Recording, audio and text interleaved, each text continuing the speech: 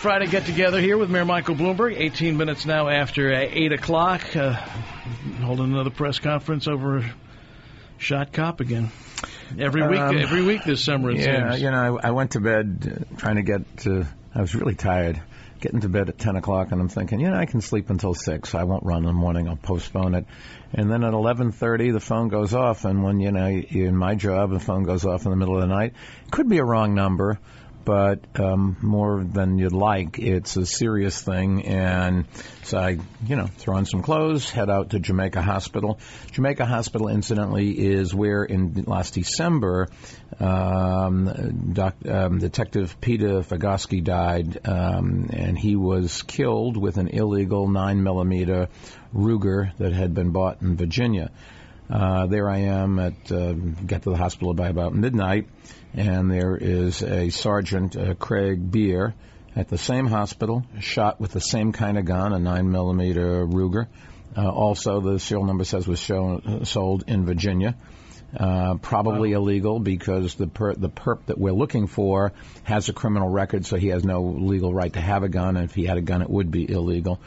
And I said, the good news is, this guy, the sergeant, is a big, hulking guy, in great shape. Who was chasing after this guy? Yeah, he was chasing after him, and he has a great spirit about him. I said, "You heard?" He said, "Only when I laugh," or something like that. And he'll be out of the hospital in a couple of days. One bullet went in and out through a leg, and maybe it went into the other leg, or maybe it was a separate bullet, but there's a bullet in the second leg as well. And he'll be out in a couple of days, and maybe he's out today. I don't know. But it could have been so much worse. He could have been dead. Could have been a kid shot. Could have been you. Could have been me. It's the same story every week we talk about. We just have to do something about guns on the streets of this country. In New York City, you are so much safer than you are in any other big city, but still there's a risk. We had Mayor's Night Out Against Crime, where Kelly and I go to all 5 boroughs and do a little talk in front of, in a park, and you talk about how the police help and how the police need the help of the public to find things and report and all that sort of stuff. And there was a woman, Tiffany, I forget her last name, who was holding her 3-year-old, and I remembered Tiffany. I know her, because I went to visit her and her son in the hospital. He is a 3-year-old, where a bullet, probably just fragments of a bullet ricocheting off cement, but he had 2 holes in his leg and has to have an operation, she said, to get one of the pieces of metal out. We just got to do something about this. This has nothing to do with the Second Amendment. If you read the Second Amendment, it talks about a militia. This is not what we're doing here. And the elected officials are so afraid of not the NRA. They're afraid of not getting elected. Somehow or other, John, there's got to be something more important than getting elected. I mean, what about doing what's right? And I don't understand that's way down the list. Well, that may be, but, and I can't tell you that when, you're an elected official, you always want the public to like you, and it's impossible not to be annoyed or hurt a little bit if there's a bad story in the paper or whatever, or somebody yells at you. Everybody's a human being. But there is time when you got to stand up and say, and I happen to think this is the ways to get elected. This is the ways to break out of the pack, to stand up and say, nobody's willing to do it.